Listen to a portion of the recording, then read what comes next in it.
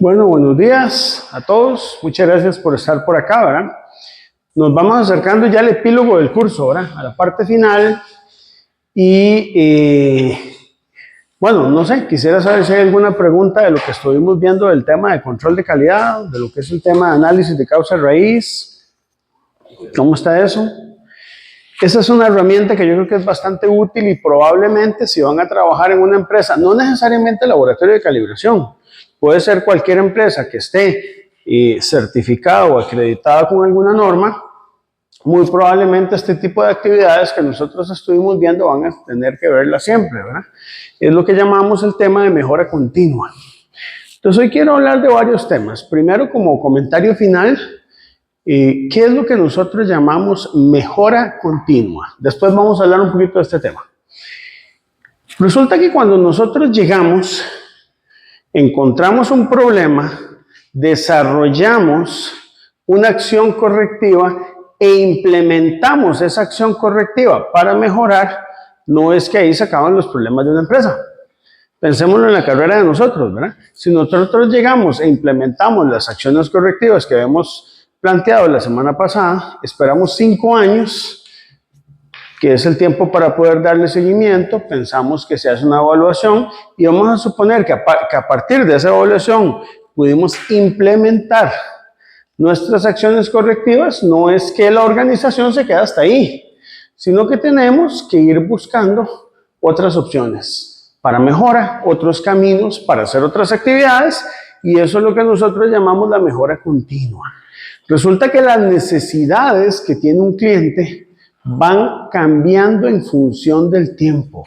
Un estudiante probablemente de la generación de ustedes tiene ciertos requerimientos y ciertas expectativas en la carrera de lo que van a tener las generaciones que vienen atrás y de las que tuvieron las que ya se graduaron, ¿verdad?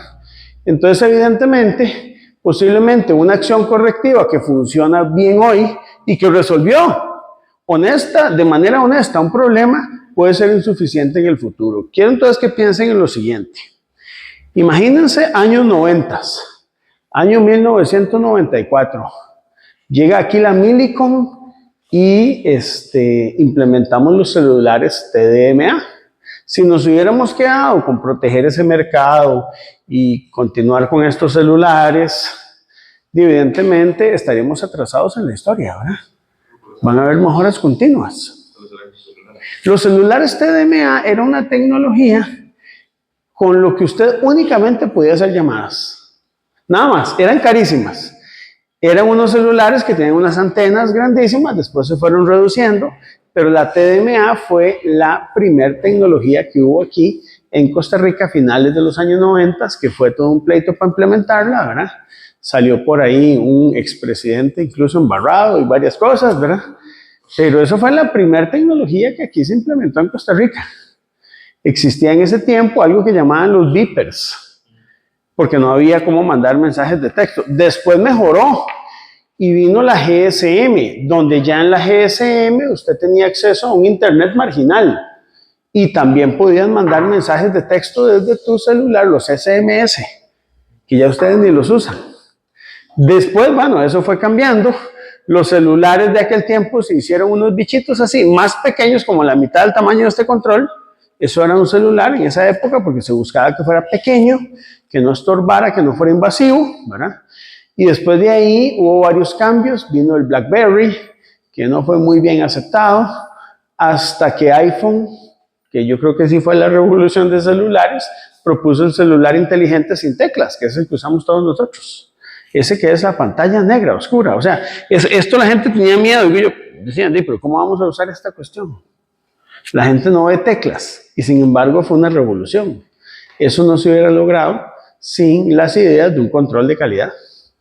Por eso me dejó pensando y preocupado una frase que por ahí me dijeron, que nunca hemos tenido quejas en 30 años.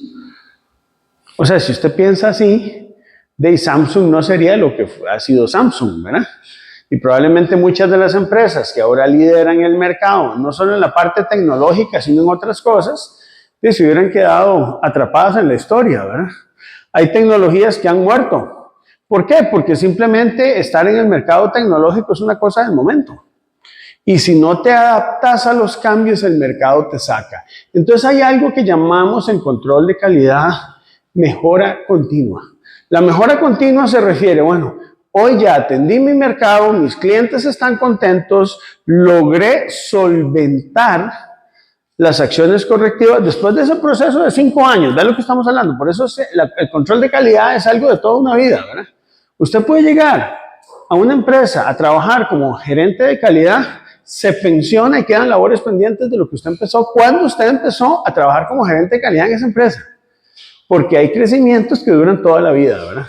No sé si ustedes son conscientes de eso, ¿verdad? Pero la parte de mejora continua ya es una filosofía que estamos empezando a implementar un poquito. Es decir, ya no es solo hacer las cosas bien, sino ahora hacerlas mejor. Ya no solamente es decir, bueno, en nuestra carrera de ingeniería física hemos solventado los problemas en todos los cursos. No sé, ahora tenemos un curso de tal materia de TEM que es ejemplar. Hemos logrado dar cursos semestrales. Tenemos 3 grupos de metrología científica, 5 de laboratorio de metrología. Compramos de nuevo la celda del punto triple del agua. Tenemos ya mayor cantidad de prácticas.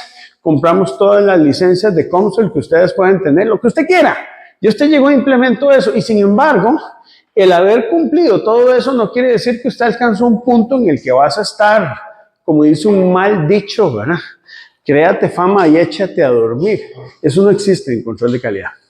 En control de calidad, en calidad no existe ni calladito más bonito. Eso no existe. Eso no existe. Si usted se queda callado ante muchos problemas, van a florecer en algún momento en la organización. Van a haber auditorías. Eso significa que usted le paga a personas para que le diga a ver qué tal está la carrera. Y si realmente hay que hacer cambios, pues no hay que hacer cambios. Va a haber comunicación. No se puede hacer eso de que básicamente no hacemos reuniones y no hablamos porque necesitamos de alguna manera conocer la voz del cliente, pero no solo eso, sino mejora continua. ¿Qué cosas podemos hacer mejor? ¿Por qué se crea esta carrera de ingeniería física? ¿Qué va a pasar más adelante cuando hayan más áreas en las que pueda trabajar el ingeniero físico? Tenemos capacidad de respuesta para poder determinar si hay que estar modificando la carrera o no. La carrera no es que llegamos a un programa y se queda estático. Hay que estar haciendo cambios. Esos cambios pueden ser lentos o no, pero es parte de lo que en un sistema de calidad llamamos mejora continua. Además, chicos, las normas de calidad van mutando. Hoy, por ejemplo, tenemos en laboratorios de ensayo y calibración una norma que se llama la ISO 17025, que ustedes vieron, pero esa ha tenido varios cambios. Una versión cada cierta cantidad de años que se modifica, la última es del 2017, pero probablemente van a tirar otras nuevas. ¿Y qué hacemos? Y tendremos que implementar los nuevos requisitos que se pidan. Hay requisitos que se quitan. Hay actualizaciones que surgen durante el proceso. Entonces, eso es calidad. Vivir en calidad, chicos, es un estilo de vida, es lo que yo a veces digo. Porque empieza desde la forma en que nosotros mismos hacemos las cosas. A veces a nosotros, creo yo, y esto es una reflexión muy personal, nos han enseñado a sobrevivir y no necesariamente hacer las cosas bien desde el primer momento. Para ustedes, con que pase está bien, con que tengamos el aprobado vamos ganando, ¿verdad? Y de repente esa cultura de tener que hacer todo bien desde un principio no es algo que por lo menos dentro de nuestra cultura sea muy común, ¿verdad? Entonces quería terminar con esa reflexión. No sé cuántos de ustedes irán a trabajar en metrología, no sé cuántos de ustedes irán a trabajar en industria, pero de algo estoy seguro, probablemente todos ustedes tendrán que ver con control de calidad. O sea, no importa el área en que se desarrollen, si ya en la academia el control de calidad es importante aquí, va a ser más importante en la industria y va a ser más importante si queremos abrir mercados, chicos. Es parte de lo que quería decirles hoy, o sea, yo creo que parte de lo que se profesa aquí en el TEC es una realidad que yo creo que ustedes son conscientes, ¿verdad? Ustedes tienen que ir a trabajar afuera y hay que pensar qué vamos a hacer, cómo nos vamos a ganar el salario. Ahora, ganarse el salario no es solo que te paguen un salario por hacer una función, y es que esa función tiene que retribuirle algo al Estado costarricense o al país en el que ustedes vayan a trabajar o a la organización en que ustedes estén. Y esa retribución, ¿qué le devuelve al país? Eso es importante. Yo esperaría que ustedes pudieran tener impacto sobre más personas. ¿Por qué? Porque yo espero que ustedes tengan personal a cargo. Usted estudia justamente para tener se le abran puertas y tenga mejores puestos de trabajo, ¿verdad? Yo siento que en el futuro corto, lo que son las empresas médicas van a tener una apertura, van a ocupar ingenieros, las empresas de tecnología también, la inteligencia artificial tal vez nos ha tomado por sorpresa y de repente creo que aquí incluso en el TEC no sabemos cómo abordarla, ¿verdad? Yo creo que hay filosofías sobre las que yo no voy a favor, pero hay colegas que no coinciden conmigo, ¿verdad? Yo más bien soy pro de la inteligencia artificial. Si la inteligencia artificial nos ayuda a crear logos, a crear un formato bonito por un certificado de calibración, a organizar un trabajo, a hacer una presentación, a buscar figuras o lo que fuera, yo creo que eso va a ser bueno. Sin embargo, sí lo que me preocupa es quién va a estar generando conocimiento nuevo, ¿verdad? Hay gente, hablaba justamente ayer con un doctor en matemática que dice que eventualmente se espera que la inteligencia artificial genere conocimiento nuevo. Yo tengo mis dudas, ¿verdad? Yo tengo mis dudas, porque también implica cuál es el proceso de aprendizaje. Pero bueno, hacia ese futuro vamos, chicos, hacia ese futuro. Yo, en el lugar de ustedes, si estuviera en el lugar de ustedes, estaría muy optimista con lo que nos espera. La verdad que a pesar de que el mundo puede verse con incertidumbre, ¿verdad? Yo más bien me siento muy optimista. Ustedes son personas que están en una posición, creo que privilegiada, en una carrera que es nueva y que tal vez lo que necesitamos es implementar algunas cosas que se tendrán que implementar en tiempo corto, ¿verdad? He notado también, y no sé si ustedes han sido conscientes, que algunas de las personas de ingeniería física se están como agrupando en ciertos trabajos, ¿verdad? Entonces vos ves a gente que ya son 2 o 3 ingenieros físicos trabajando en una empresa en proyectos particulares, y yo creo que ese tipo de grupos de trabajo podrían funcionar muy bien. Yo no tengo la respuesta para el futuro de ustedes, chicos. Y de repente hacerse la pregunta de qué va a hacer usted de aquí a 2 años. 2 años. 2 años se van así volando. Yo creo que es importante tenerla en cuenta. ¿Cómo se visualiza usted? No sé. A mí me gustaría conocer eso para cerrar este tema, ¿verdad? ¿Cómo se visualiza? 2 años. Vea que ya usted prácticamente llevó todo el bloque formativo, ¿verdad? Lo que le queda a usted son como algunos cursos. ¿Y qué espera hacer dentro de 2 años? ¿Ya lo pensó? ¿Qué va a hacer usted, don Ali? ¿O qué quiere hacer? Pues uno no sabe. Si uno pudiera ver en el futuro todo, pero ahí uno va con una expectativa, ¿verdad? Para la industria. Va para la industria, eso es lo que quiere. Sí, no, está bien, estamos de acuerdo. Va a ir a resolver problemas de industria. Sí, eso es todo un reto, porque por ahí se habla un poco de cuáles son las tecnologías modernas, don Ali. Y ni siquiera yo las conozco porque tal vez ni siquiera han salido, ¿verdad? Entonces a ustedes les tocará aprender sobre estas tecnologías modernas, ¿verdad? Creo yo que a lo que vamos, y esto es algo que creo, es hacia la integración de sistemas de calidad, hacia la integración de información. O sea, si usted va a ser gerente de calidad en una empresa, vas a tener más acceso directo a la información de los procesos y puedes tomar mejores decisiones. Entonces yo creo que vamos mucho hacia eso. Digo, ojalá que me la vaya bien. Pero yo creo que sí, vas a terminar en la industria, yo sí lo siento. Y además, yo siento que uno también, chicos, no sé si ustedes han oído hablar de esta herramienta que se llama el FODA. ¿Han oído hablar de eso? El FODA. Es una herramienta muy antigua, o sea, antigua me refiero de hace 30 años, pero que de vez en cuando, si usted la aplica, puede ayudarle a conocerse un poco, ¿verdad? Tenemos lo que son las fortalezas, las oportunidades, las debilidades y las amenazas. Entonces, dentro de sus fortalezas son aquellas cosas que usted no le pueden quitar, que usted sabe que le pertenecen a usted formativamente. Son aquellas cosas que usted dice, no, yo sé que soy bueno en el trabajo en grupo, yo sé que conozco muy bien sobre el tema de metrología dimensional, yo que sé que soy bueno programando en Python, lo que sea, esas son las fortalezas. Las oportunidades son aquellas cosas que usted no sabe, pero que usted sabe que las podría aprovechar. Entonces, estas son partes muy positivas, ¿verdad? Las oportunidades nos permiten a nosotros alcanzar un poco más de aquello que andamos buscando, ¿verdad? Pero que son habilidades que yo en este momento no tengo.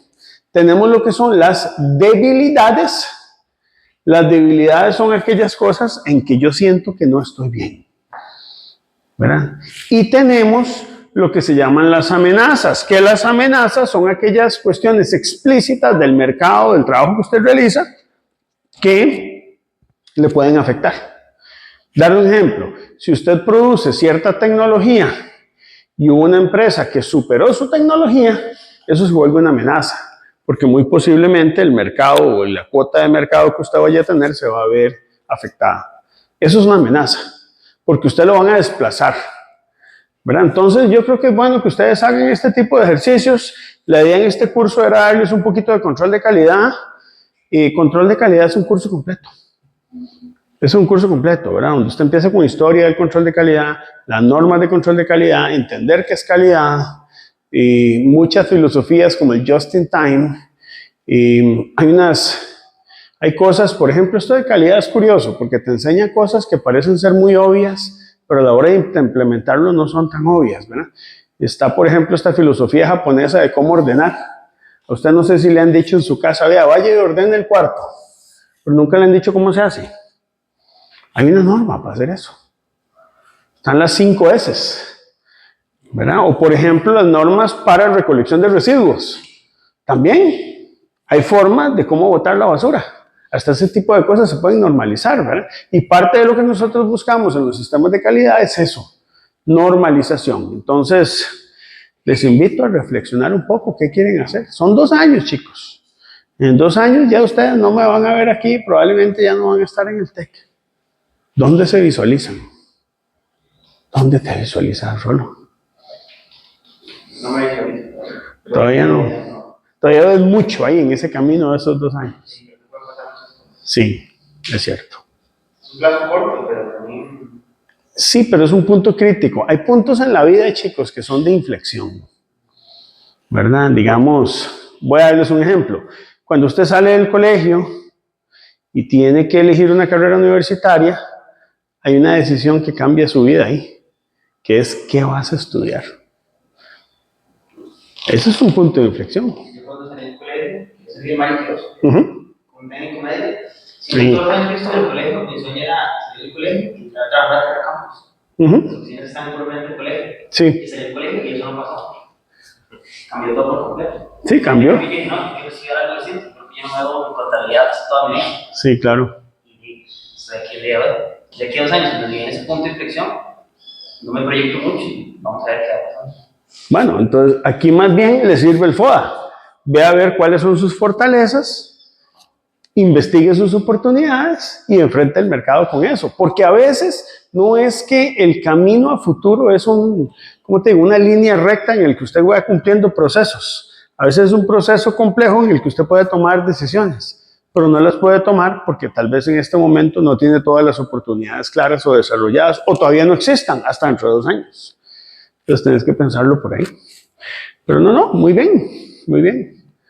Vos te veías trabajando en contabilidad cuando estabas en el cole, pero cuando saliste del cole dijiste, no, voy para más. Es que me gustaba porque estaba ahí por frente del colegio, yo vivo en Río Centro, Sí. aquí cerca, como ya tengo el estudio, bueno, puedo complementarlo siguiendo estudiando contabilidad. Claro. No, y yo también saqué un técnico medio y yo quería, según yo en mi mundo, ser contador. De hecho, en ese año se abrió la carrera de contabilidad en la UCR. Y yo dije, ¿esto es lo que quiero? No. De todas formas, me gusta la contabilidad. Sí. Es interesante y no es complejidad también. Claro, tiene sus cosas, digamos. Ahora la contabilidad va evolucionando, ¿verdad? Porque ahora ya es una inteligencia artificial. Entonces usted trabaja en Estados Unidos y no tiene que hacer asientos de diarios. Usted mete facturas y ya una inteligencia artificial hace todos los balances de situación y estados de cuenta, le calcula los impuestos y le dice dónde tiene que pagarlos, ¿verdad? El contador lo que hace es que se echa un pleitillo con Hacienda, como para ver si le bajan un poco. Y a veces le bajan y a veces no, pero va cambiando. Digamos, es una profesión que va como por ese lado, ¿verdad? Y más bien se espera que se enfoque en más bien aspectos más legales, por ejemplo, gastos muertos, que usted llegue y tenga un pleito legal con un empleado y no sabe si va a tener que pagarle o no. Usted hay que tener ese dinero ahí disponible, ¿verdad? Por si en algún momento fallan en su contra que tenga que pagar, ¿verdad? Entonces vamos hacia eso, ¿verdad? De hecho, chicos, muchas de las carreras y de las profesiones que existen hoy van a desaparecer. Una que parece estar en peligro es la ingeniería en sistemas y la programación, ¿verdad? Yo creo que siempre se necesita gente, pero no al nivel que tal vez se necesitó hace algunos años, ¿verdad? Curiosamente creo que la gente de redes va a tener mucho trabajo, eso sí. Pero igual, en algún momento vamos a tener que electrificar este mundo para que haya el 5G, pero la tecnología no se queda en el 5G. Vamos hacia más de eso, ¿verdad? Entonces, está bien, vamos a ver qué pasa en 2 años, ¿verdad? Pamela, ¿cómo te ves vos? 2 años. Espero que ya trabajo No, yo creo que sí. En la industria también, te ves por ahí. Está bien. Sí, sí, yo te veo como pragmática en ese sentido. Sí, sí, te veo con ganas de trabajar. Y ojalá así se dé. Ojalá así se dé y la formación en esta carrera te ayude a incorporarte a la industria, ¿verdad? Pero será muy exigente la industria. Sí, la industria por definición es muy exigente. Pero no importa, o sea, para eso están formados ustedes. La industria yo creo que sí va hacia eso. ¿Por qué? Porque hay competencia, porque tenés sistemas de calidad, porque hay retos que tenés que desarrollar, pero también te van a dar herramientas. Entonces, digamos, la exigencia debe ser más bien parte del compromiso que usted tiene con su trabajo. Entonces, yo creo que está bien, está bien. Yo creo que aquí el TEC es suficientemente exigente para que uno le tenga miedo a la exigencia. De hecho. No, más que, depende. Más que esto voy a morir como a los 40 años. Depende, vea. Yo cuando era estudiante pensaba que no había nada más exigente que estudiar, hasta que empecé a trabajar. No, hombre, pero... Y cuando uno empieza a trabajar, se da cuenta que hay otro tipo de exigencias. Un poco más integrales porque no hay necesariamente un examen final, un proyecto final, es otro tipo de exigencias. Con otras herramientas en otro contexto, Rolando, pero no es que usted va a un mundo en que las cosas van a ser más fáciles de lo que usted está viviendo en este momento. Lo que pasa es que vas a tener más herramientas, vas a tener un salario. Por lo tanto, ¿cómo se llama? Esclavitud moderna. No sé cómo lo quieren llamar, ¿verdad? De una esclavitud, pero, ¿cómo se llama? Con un BYD del año. ¿Verdad? Ahí no sé. Una esclavitud, pero con vacaciones ¿cómo se llama? En Hawái. Tampoco está tan malo. O no sé, o si trabajas en una transnacional, con suerte te mandan a trabajar a Malasia. Y vas a ir a conocer allá, no sé, comida de Malasia y darte un tour por Asia con tu familia. Es que yo creo que también, como te digo, son oportunidades, tienes que verla. Exigencia va a haber. Exigencia va a haber y yo creo que más bien vamos hacia sistemas todavía más exigentes, hacia eso vamos, me parece a mí. Porque ahora vamos más a la automatización y la automatización lleva a algo importante. Eso que nos lleva a la automatización es básicamente que se requiere menos personal físico humano, pero siempre se va a requerir. Entonces, el poco personal físico humano va a tener que ser mejor capacitado. Piénsenlo como en la revolución industrial, ¿verdad? Se tiene una máquina que, no sé, que hace ropa y zapatos y ya no necesitas sastres. Antes usted tenía que ir donde un sastre que le hiciera un saco. Digamos, una de las revoluciones más importantes que hubo fue la máquina de coser. Eso cambió el mundo. Esto que llamamos ropa americana. Hace 200 años eso era inconcebible, ¿verdad? O envolver la comida en aluminio. El aluminio era un metal precioso. Era un metal precioso. Cambió. Hubo estas exigencias de mercado. O por ejemplo, chicos, las lámparas de Canfin. Lamparitas, ya no las conocen, ¿verdad? El Canfin se llama querosén, pero como en los tarritos de querosén decía, the best kerosene you can find, ese era el rótulo, el mejor queroseno que usted puede encontrar, la gente solo veía en Costa Rica el can find, entonces le decían canfin, entonces se llama lámpara de canfin, ya ni se usan, pero la lámpara de canfin en el mundo fue revolucionaria. ¿Por qué? Porque ya no había que sacar el aceite de las ballenas. Matar una ballena en el siglo XIX era complicadísimo, moría la gente para tener un poquito de aceite que le pudiera iluminar porque no había luz eléctrica, ¿verdad? Entonces, ver un poquito esas cosas. Se usaban otros aceites, se usaban... Sí, lo que pasa es que como no tenés hidrocarburos, eran muy escasos. Era como que nosotros queríamos hacer una revolución tecnológica aquí con automóviles, utilizando puro aceite de palma. Y habría que sembrar la mitad de Costa Rica para que usted tenga un poquitico de aceite. Entonces, digamos, el poder extraer hidrocarburos a partir del petróleo fue una revolución. Hay revoluciones en la ingeniería que se deben al esfuerzo del ser humano. Digamos, usted llega y desarrolla un producto y desarrolla un combustible y llega a un combustible muy bueno. Pero hay desarrollos que se dan por cambio en la mentalidad nada más. Usted llega y dice, por ejemplo, en el siglo XVIII, había un hueco en un terreno y le salía petróleo, ya es una embarcada. Ese terreno no valía un centavo. ¿Qué hace usted con que le salga petróleo? Si la única aplicación que había era para calafatear barcos. El calafateo es cuando usted pone dos, digamos, placas de madera para que no se meta el agua en medio. Solo para eso servía. El valor de un terreno lo daba la agricultura. Que usted pudiera sembrar algodón, eso. Si usted le sale petróleo, ese terreno es absolutamente inútil. Ahora usted llega y le sale petróleo en un terreno, usted se puede considerar que tuvo suerte, ¿verdad? Entonces ese es el asunto. ¿Dónde vino? El desarrollo tecnológico. El hecho de que pudiéramos desarrollar tecnologías desde una materia prima de la cual podemos sacar combustibles, ¿verdad? Entonces hay cambios que se dan en ese sentido.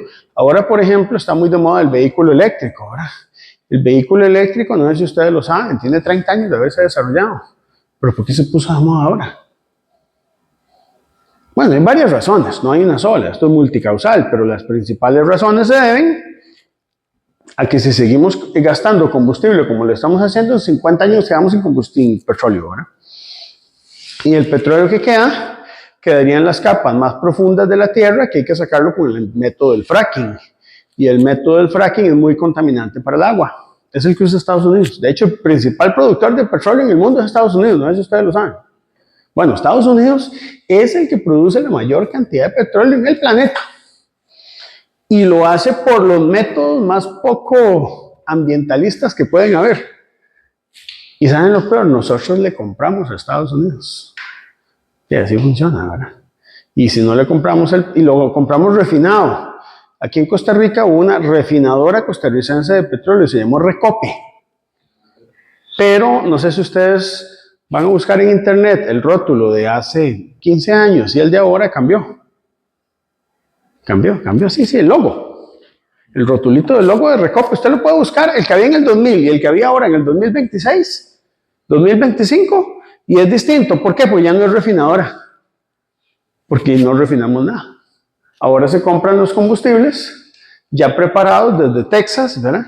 Se envían desde Limón, por ejemplo, a través de lo que llamamos el oleoducto y es distribuido a través de todo el país. Y las cosas cambiaron. Antes pensar en una refinadora hubiera sido algo muy bueno. En los años 20 estuvo la Harken aquí, que quiso extraer petróleo en Costa Rica. Después hubo otras empresas, incluso hasta hace como tiempos de Luis Guillermo Solís, cuando estuvo el PAC en el poder, se quería hacer explotación en el área de Limón. Pero al final no se explotó porque de repente se decía que ya no valía la pena, ¿verdad? Entonces, es un cambio tecnológico. La llegada, digamos, de las tecnologías de las baterías de litio permitió que ahora podamos tener automóviles eléctricos. Y ya las baterías de litio están empezando a pasar de moda. Ahora vienen las de sodio, que son más baratas. Entonces, el futuro va a estar en eso.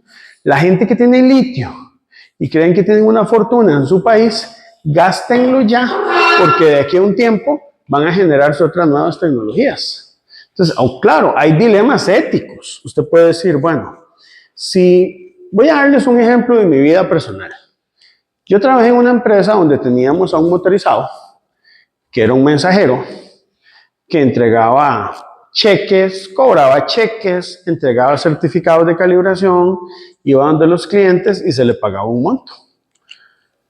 El caballero que está aquí enfrente implementó los certificados digitales.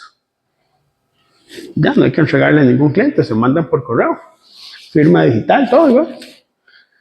Les dejé a alguien sin trabajo. Pero, ¿eso estuvo bien o no? La empresa se volvió un poquito más eficiente. Pero eso es parte del cambio tecnológico. En los años 90 había mecanógrafos, ahora ya no existen. Ahora usted habla y se digita lo que usted habla, yo no sé. Entonces, ese tipo de cosas se dan. Entonces, ese es el mercado. Por eso te digo, Rolando, el mercado sí es exigente. Y usted va a tener que irse adaptando, ¿verdad? En el caso de los profesores, vamos a la virtualidad, seguro. No sé para qué vamos. Habrá que ver. ¿Verdad? Ese va a ser el futuro, ¿verdad? ¿Cómo te ves dentro de 2 años, compañero? Yo sé que esa pregunta le incomoda, pero hey, hoy estamos en esto. No sé, yo pienso por verdad. Hay que esperar las oportunidades. Es que, sí, no sé. Porque uno dice, ¿cómo? O sea, mi mayor proyección es a 1 año y es haciendo TFG y graduarme. Pero de ahí en adelante, si estoy vivo, es un milagro. Vas a estar vivo. Y va a cumplirse ese milagro. Lo que yo siento que necesitas es graduarte, desintoxicar un poquito la mente. Porque yo siento que, no sé, chicos, pero este es un tema difícil de hablar, pero el TEC es tóxico. Estudiar aquí no es cualquiera, usted termina enfermo. No sé, aquí es raro, ¿verdad? Yo siempre veo esos experimentos de las ratas que encerradas ahí. Yo a veces digo, bueno, aquí en el TEC es un sistema que tiene todo para que el estudiante se vuelva loco. Llevar 7 cursos, hay que llevar todo, hay que tener TFG, tenemos fines de semestre, o sea, se piden todo, proyectos. Claro, es una formación que al final deja algo bueno, pero el precio que tenemos es un poco complicado. Y algunos incluso dicen que ustedes están en la mejor etapa de sus vidas y la invierten estudiando 5 años aquí. Yo en eso no coincido, pero para mí la mejor etapa de la vida viene cuando usted sale de aquí. Se libera y empieza a construir su vida desde su propia libertad. Entonces yo le invito a que sobreviva este año, a que se desintoxique y empiece a tomar las riendas de su vida con absoluta libertad y con optimismo. Va a pasar. No se me desespere, todo va a llegar al final. Yo sé que usted tiene resiliencia. Eso es una virtud. ¿Sabe qué es la resiliencia? ¿Verdad? Aguante, temple, carácter. Eso es. Ana Laura, ¿qué quieres hacer? ¿De qué 2 años? ¿Sí te gusta la industria? Bueno, y por ahí están surgiendo oportunidades, ¿verdad? Creo que a futuro van a venir más empresas, se espera aquí, que trabajen sobre todo en la parte de semiconductores. Entonces, se va a requerir mucho ingeniero. Hay una proyección que tal vez en los próximos 4 años se requieran al menos, como mínimo, 400 ingenieros nuevos para que se desarrollen en esa área. Y si nos va bien, ese número se puede multiplicar por 10. Entonces va a haber un cambio tecnológico en eso. ¿Cómo? ¿Qué son los semiconductores? ¿Qué son los semiconductores? Mira, los semiconductores son todos aquellos materiales que se utilizan en la electrónica para poder generar circuitos, para poder generar módems, para poder hacer ese tipo de cosas. Son materiales que bajo ciertas condiciones te dejan o no pasar corriente. Y las aplicaciones que tienen son muchísimas, ¿verdad? Entonces, de hacia eso vamos. ¿Por qué? Porque ahora se espera tener dispositivos tecnológicos de muchos tipos. Digamos, no es muy obvio pensar hace 20 años que usted iba a tener un celular inteligente con el que usted tendría acceso a prácticamente todo el Internet, ¿verdad? Más, no era obvio pensar que el Internet era algo importante. Usted en los 90s el Internet lo veía como una absoluta vagabundería. Eso no era el mundo real, ¿verdad? Y sin embargo, hoy por hoy es fundamental. Entonces vamos hacia eso. Los semiconductores, básicamente hay empresas que quieren invertir en semiconductores para mejorar la parte tecnológica, ¿verdad? Aquí estamos un poquito atrasados, pero eso puede ser bueno o malo. Puede ser incluso una oportunidad para poder conseguir trabajo, porque como ya usted sabe para dónde va el mundo, nosotros estamos un poquito más atrás y puede ser más bien una oportunidad, ¿verdad? Tal vez vivir mejor aquí que en China. Tal vez China más bien son otro tipo de retos los que tiene, ¿verdad? Costa Rica estamos en un reto diferente, ¿verdad? Bueno, termino con eso el tema de control de calidad, chicos. Espero pues que este tema les haya hecho reflexionar un poco, ¿verdad? Y la idea es que quede ahí como parte de la formación en sus vidas. Quiero ir cerrando, chicos, con otras ideas también este curso, que yo creo que son importantes. ¿Por qué vamos a hablar un poquito de este tipo de temas hoy? Porque, chicos, chicas, creo yo que quedan como cabos sueltos dentro de un curso de metrología industrial, donde qué pasa con las demás magnitudes. De repente ustedes aquí han visto lo que es las magnitudes principales en la industria costarricense, que tiene que ver con la parte de temperatura, la parte de masas y balanzas, que todo el mundo tiene masas y balanzas, todo el mundo tiene parte en temperatura, o sea, de calibra, y instrumentación dimensional, más recipientes volumétricos, que lo hemos visto aquí, lo ven en el laboratorio, ¿verdad? Pero usted dice, la metrología tiene que ser más que eso. ¿Por qué? Porque existen una serie de magnitudes de cosas que se trabajan en este país y que de alguna manera tenemos que atender. Entonces hoy les voy a contar una historia. Vamos a hablar de calibración de cronómetros. La parte de calibración de cronómetros está desarrollada de manera bastante marginal en este país. Marginal es que no tenés una empresa mandando calibrar cronómetros a lo loco, ¿verdad? Sin embargo, eso puede cambiar. Y como ustedes posiblemente lo saben, yo tengo a Jonathan Méndez, el asistente de ustedes, ¿verdad? Que ya pronto va a hacer defensa de su trabajo final de graduación. Y el trabajo que él realizó fue calibración de cronómetros. ¿Cómo? Excelente. No, le salió muy bien. Vieras que muy bien, sí fue un gran esfuerzo. Creo que ustedes conocen a Jonathan. Jonathan tiene algo que a mí me ha costado entenderlo. Vos le pones un trabajo hoy, de aquí a 6 meses, y quiere tenerlo listo en un mes. Es como una desesperación. Yo no sé cómo hace. Ese hombre, no sé. O sea, hay cosas que él tiene que no sé cómo hace. No sé cómo hace, ¿verdad? Pero él logró ya realizar el trabajo final de graduación. Igual, está en formación, tiene que aprender, pero yo creo que parte de lo que hemos hablado es que uno puede desarrollar algunas magnitudes y empezar a investigarlas y pensar que esto de la metrología industrial no es solamente agarremos normas, veamos cómo se calibra y desarrollemos un procedimiento, sino que hay que pensar que hay magnitudes que posiblemente no están siendo atendidas. Dentro de esas magnitudes, por ejemplo, está la calibración de magnetómetros en Costa Rica. Prácticamente nadie ve eso. Y puede ser que se dispare el mercado, como puede ser que no, pero la calibración de magnetómetros. Aquí, por ejemplo, chicos, no sé si ustedes sabían, aquí hay residuos, por ejemplo, que son como el torio, o como residuos que se utilizan en hospitales, que tienen vidas medias largas. ¿Saben qué es la vida media, verdad? Cuando usted es un compuesto radiactivo, un elemento radiactivo, pues es el tiempo en que tarda en reducir hasta la mitad la radiación emitida. Y ese tipo de contaminantes, no había una bodega de desechos radiactivos en este país. O sea, usted utilizaba torio y radio y todo ese montón de cosas y las tiraban en el camión de la basura. Entonces estaban emitiendo ahí en los depósitos de basura de Costa Rica, ¿verdad? Lo cual es absolutamente irresponsable. La gente que trabaja, por ejemplo, en biología, tiene muy claro eso. Si usted tiene, digamos, algunos residuos biológicos, tienes que matar, por decir así, todo lo que son las bacterias y ese tipo de residuos para que usted los pueda botar. Sin embargo, los físicos hemos sido un poco irresponsables.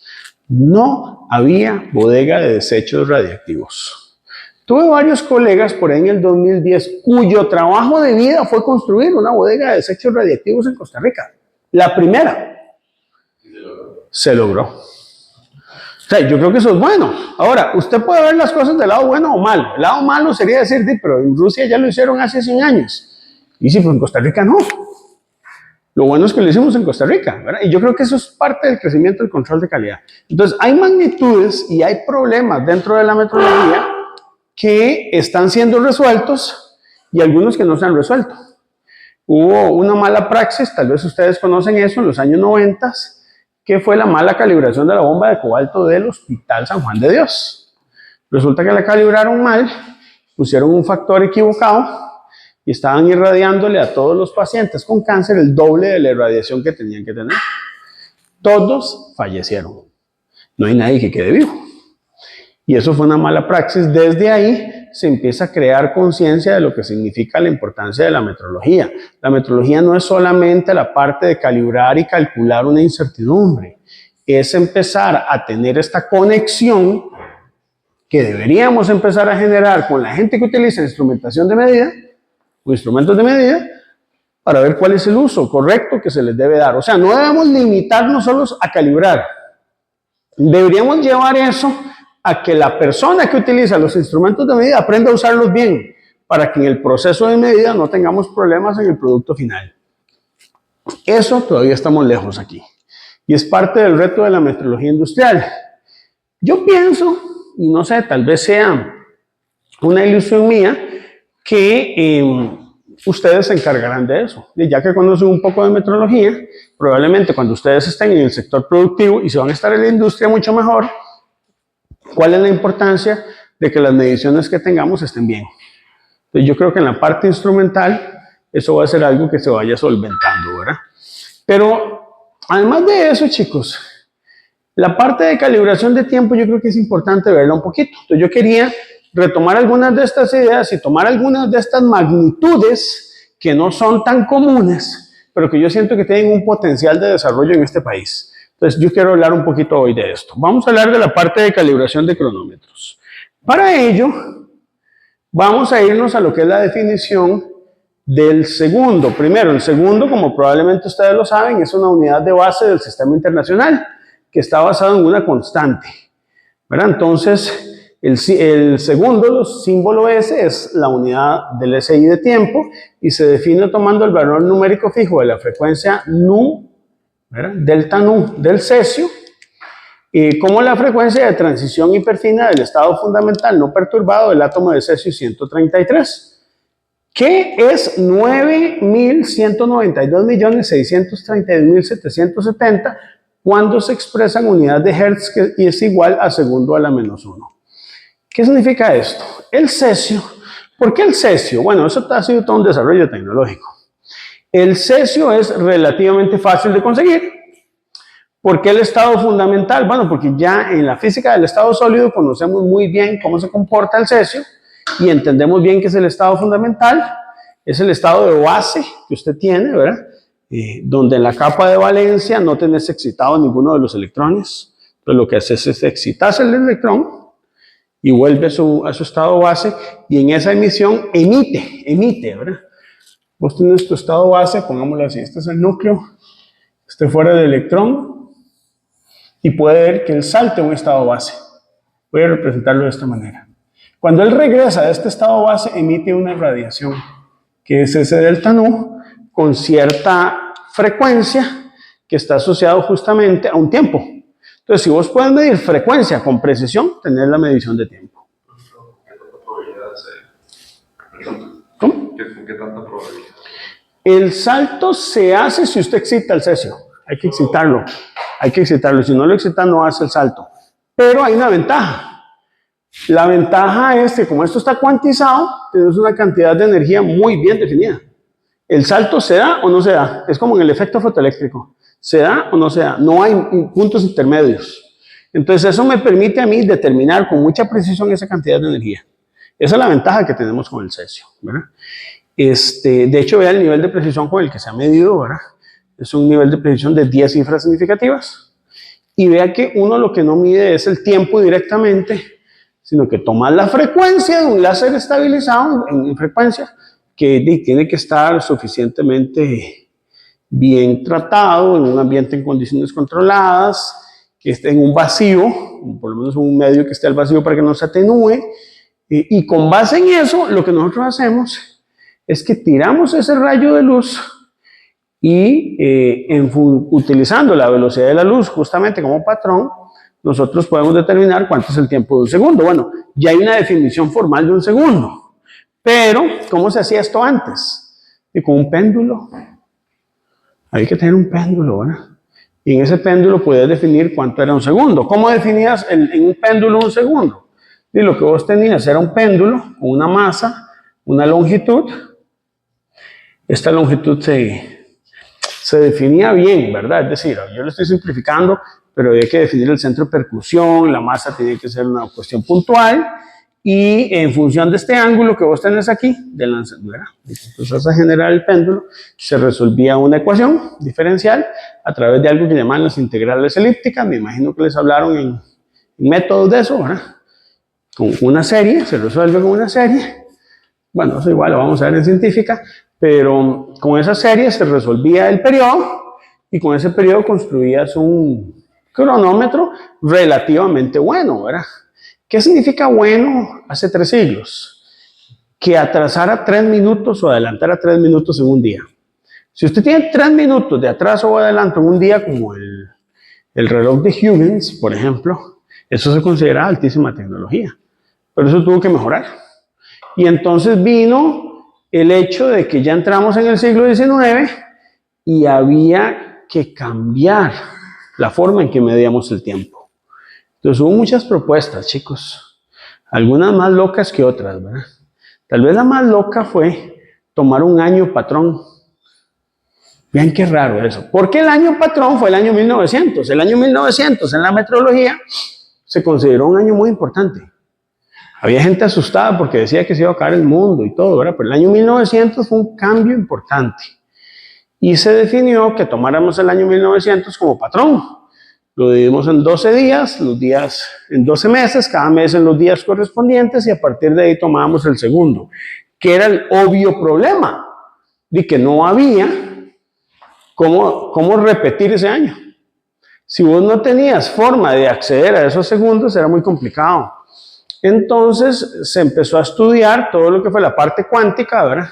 Se empezó a entender la mecánica cuántica en la primera mitad del siglo XX. Ya desde la segunda mitad del siglo XIX se habían empezado a entender algunas cosas, ¿verdad? Pero yo creo que la verdadera comprensión llegó hasta la primera mitad del siglo XX.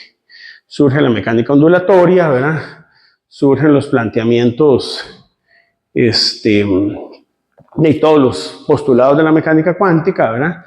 Las desigualdades de Bell y eso se fue entendiendo hasta después, la segunda mitad del siglo XX, y recientemente lo que es el entrelazamiento cuántico, ¿verdad?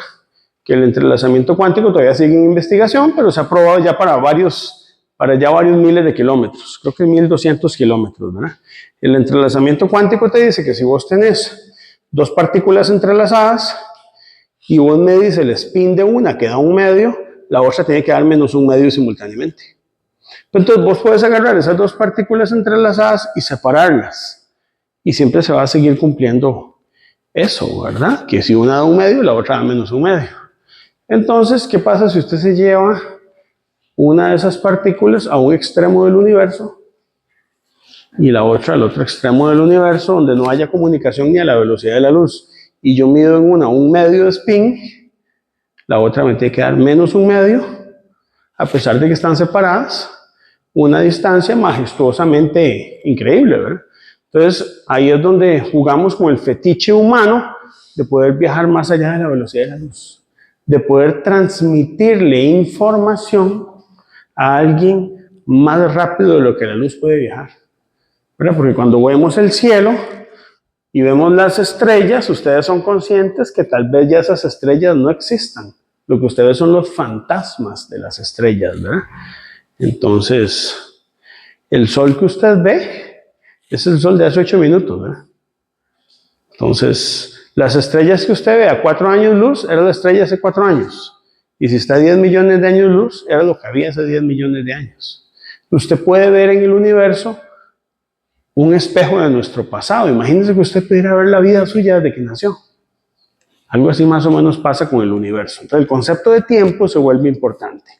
Ahora, la unidad de tiempo tiene una definición muy precisa, pero en la segunda mitad del siglo XX hubo que ponernos serios y definir una unidad más seria. Entonces se inventó lo que se llama el tiempo atómico internacional. El tiempo atómico internacional para mí fue uno de los mejores inventos que hubo, porque antes del tiempo atómico internacional se usaba el GMT, que era el Greenwich Meridian Time, que básicamente decía que la hora del universo se encuentra en el meridiano de Greenwich, y a partir de ahí Con un proceso de conteo de horas, podíamos definir cuál era la hora en Costa Rica, pero no era muy preciso. El tiempo atómico internacional fue desarrollado por lo que llamamos el Buró de la Hora. El Buró de l'Heure hizo varias cosas. Algunas les fue bien y otras pésimo. Por ejemplo, inventaron el reloj decimal, que ustedes ya lo vieron en algún momento, ¿verdad? Que era generar un día de 10 horas. ¿Verdad? Y cada hora de 100 minutos y cada minuto de 100 segundos. Parecía muy bonito, pero desde el punto de vista práctico nadie lo utilizó. Entonces fueron haciendo cambios hasta que en esta sí la pegaron. Y establecieron el tiempo atómico internacional, que se abrevia como TAI. ¿Qué es TAI? Es exactamente un número medio de marcas de los relojes de Cesio 133. Tomó varios relojes de Cesio 133 y a la medianoche del 1 de enero de 1958 se pusieron todos de acuerdo para empezar a medir el tiempo de la humanidad. Por primera vez en la historia se empieza a medir tiempo de manera uniforme. Año 1958. Ustedes están privilegiados que viven en esta época. Antes de 1958 no había cómo medir un tiempo universal. Habían formas, pero no estaba muy bien definido, ¿verdad? Desde ese momento empezó un conteo de segundos, que ese conteo de segundos, por decirlo así, es independiente del tiempo medio solar. Es decir, vos tenés que desvincular la medición de tiempo de lo que son meses y años, de lo que son las épocas del tiempo civil, y empezar a medirlo desde el punto de vista atómico. Desde el 31 de diciembre del 2016, tras la introducción de un nuevo segundo intercalar, el TAI está exactamente 37 segundos por encima del tiempo universal coordinado. 10 segundos de diferencia entre el inicial, al comienzo de 1972, más 27 segundos de adelanto desde 1972. El TAI forma parte del tiempo universal coordinado que proporciona las señales horarias que ponen en punto los relojes. Entonces les explico. El hecho de que a partir de 1958 empecemos a medir el tiempo no quiere decir que ya teníamos un patrón de tiempo. Resulta que el patrón de tiempo que se crea se llama el UTC, Tiempo Universal Coordinado. Pero ese patrón de tiempo se empezó a utilizar hasta el año 1972. O sea, pasaron, chicos, 23 años para poder definir un patrón de tiempo. ¿Y por qué duró tanto tiempo? Bueno, porque había que establecer normas, había que establecer cómo lo vamos a medir, había que establecer métodos de medida. Más bien fue poco tiempo, un cuarto de siglo, ¿verdad? Para ese momento había un problema. Ya se sabía que la Tierra cada año gira más lento, no sé si ustedes lo saben. Los días cada vez se van alargando. Sí. Un día antes, en tiempo de los dinosaurios, era más corto que un día actual. Pudo haber sido, no sé, qué sé yo, 23 horas en tiempos de los dinosaurios y 24 horas en este momento. ¿Vamos emigrando hacia una rotación terrestre constante o no? No lo sabemos. Hay algunos que dicen que el sistema solar va a llegar a un momento en que sea estable y ya no se vaya a alejar más la Tierra del Sol. Hay otros que hablan de que va a haber una evolución. Igual nos quedan solo 5.500 millones de años antes de que el Sol explote. Entonces hay que ver qué pasa de aquí a ese momento, ¿verdad? Pero en el momento se sabe que hay que introducir segundos intercalares para que no se desajuste el tiempo con el tiempo solar medio. Entonces, los segundos intercalares, ¿cuándo se meten? Son segundos, vea qué interesante, que usted mete a final de año o a mediados de año. Solo hay dos fechas que pueden meterlos. Y solo se puede meter un segundo o se puede quitar un segundo. Nunca se ha quitado, siempre se han metido segundos. Y es para que no se desajuste el tiempo, parecido a lo que pasó con el calendario moderno. No sé si ustedes saben que antes no habían los años bisiestos. No existían, todos los años eran de 365 días. ¿Y por qué metieron los bisiestos? Y porque se dieron cuenta en cierta parte de la historia de la humanidad que se estaban atrasando las épocas. La primavera estaba llegando en un mes que no era el correcto. Entonces lo que hicieron fue adelantar el cronómetro, el calendario, recortar cerca de 15 días y qué sé yo, pasar, por decir algo, del 15 de octubre al 1 de noviembre. Entonces, esa es la fiesta estadounidense de pasó por inocente, ¿verdad? Lo engañaron a usted. De ahí es donde viene. No por la matanza de Herodes, ¿verdad? De los niños menores a 2 años en tiempos de Jesucristo, que es como lo vemos en este lado, sino allá más bien es el hecho de que hubo un desfase en el tiempo. Entonces, para evitar ese tipo de cosas, lo que hay que meter es un segundo intercalar. Ahora, ¿cada cuánto se mete el segundo intercalar, chicos? No se sabe. Si hay cosas que los científicos nos cuesta decir, si yo me puedo considerar científico, es decir, no sabemos, pues no sabemos. No sabemos si hay que meter un segundo cada 10 años, cada 20 años, cada 50 años.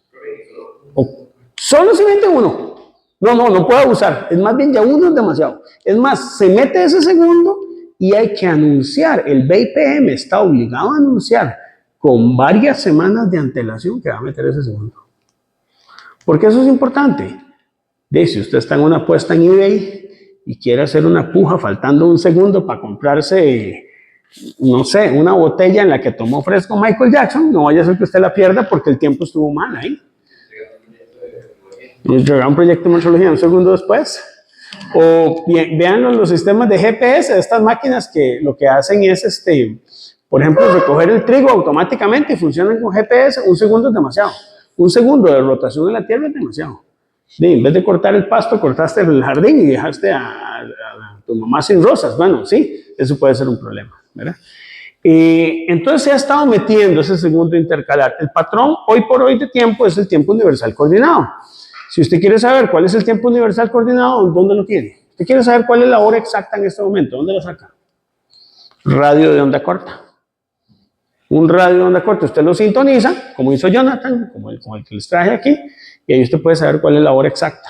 Profe, pero es que yo la puedo ver por internet. No, el internet es lento, no se conoce la incertidumbre. A nivel de tiempo, el internet es una de las cosas más fatales que hay para medir tiempo.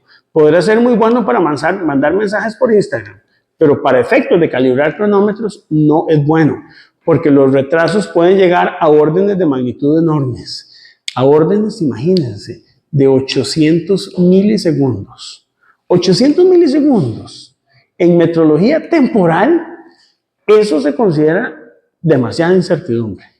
Para que tengan una idea, por ejemplo, el tiempo de reacción de un buen portero, un Iker Casillas, Keylor Navas, ¿en qué se mide? ¿En milisegundos? Más o menos, ya un tiempo de respuesta de 500 milisegundos es fatal para panales. Tienes que tener un tiempo menor a 500 milisegundos. Eso se mide así, ¿verdad? Entonces, bueno, el tiempo universal coordinado emite esa señal a través de una emisora que se llama la WWB y capturamos esa señal para poder realizar el ajuste de todos los cronómetros del mundo. Pero entonces vean ustedes que a pesar de que el tiempo se empezó a medir en el año 58, no fue hasta después, ¿verdad?, del 72 que empezamos a mejorar esa medición de tiempo e incorporar lo que se llaman los segundos intercalares. El último segundo intercalar, chicos, se metió hace 9 años. Hace 9 años.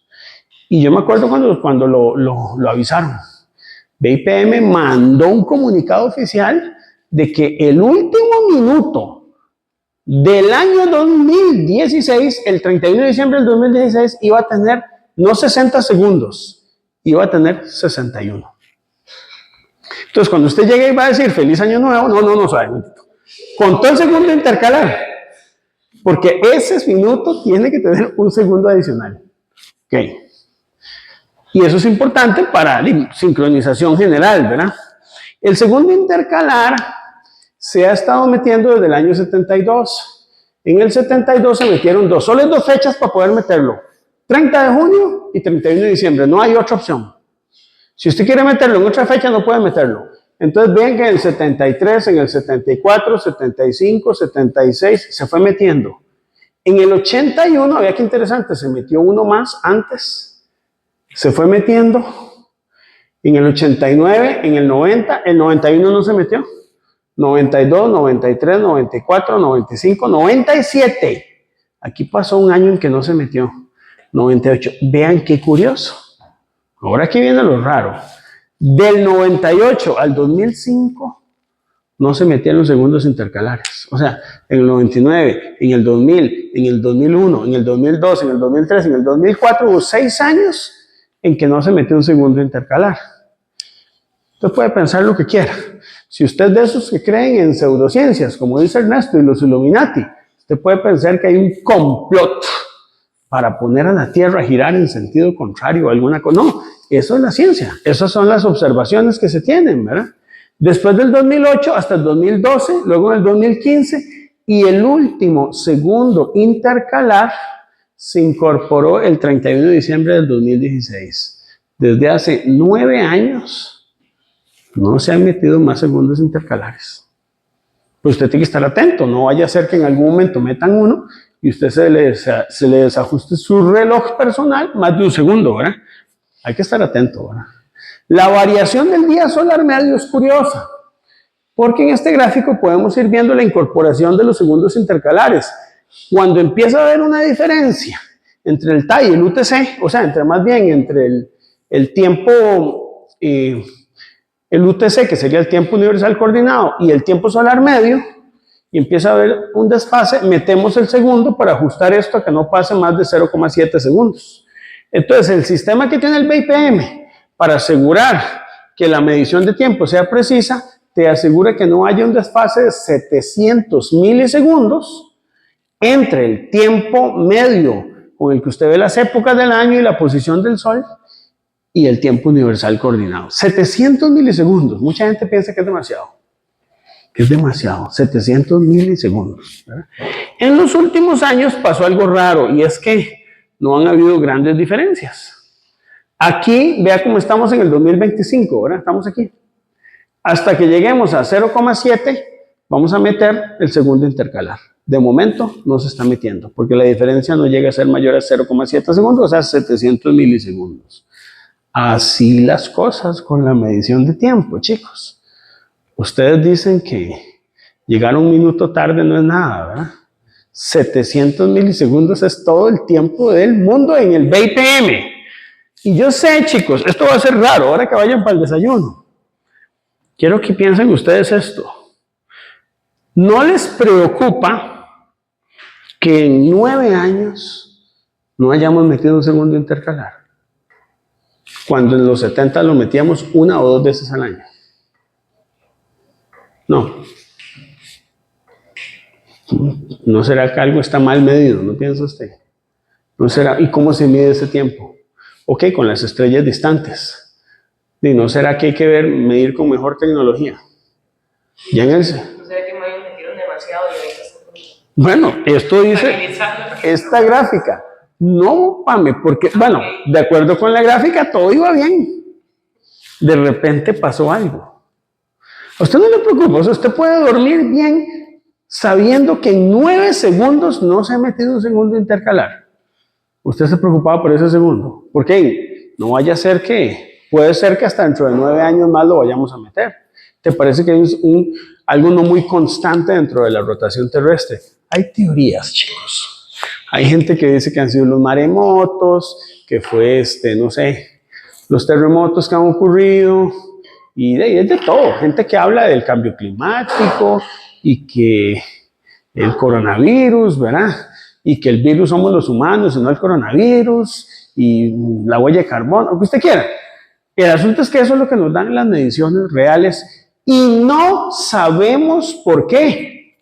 Las ecuaciones diferenciales que puede resolver la inteligencia artificial más brava que ustedes conocen no responde a esta pregunta. Es más, les reto a que le pregunten a Gemini o a ChatGPT o le dicen a Juan Carlos que él paga la suscripción de ChatGPT que es más profunda, que le diga por qué razones se cree que no hemos metido en 9 años un segundo intercalar. Chicos, hay gente en este mundo que está haciendo teorías que mejor, en vez de hacer ese segundo intercalar, metamos un minuto intercalar.